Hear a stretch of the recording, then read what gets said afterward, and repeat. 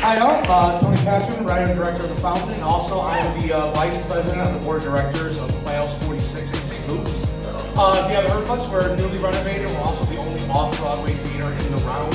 And we're happy to announce that we're going to be working alongside with Fringe to open up our space, offer an opportunity for anyone who wants to apply to extend their show off-Broadway.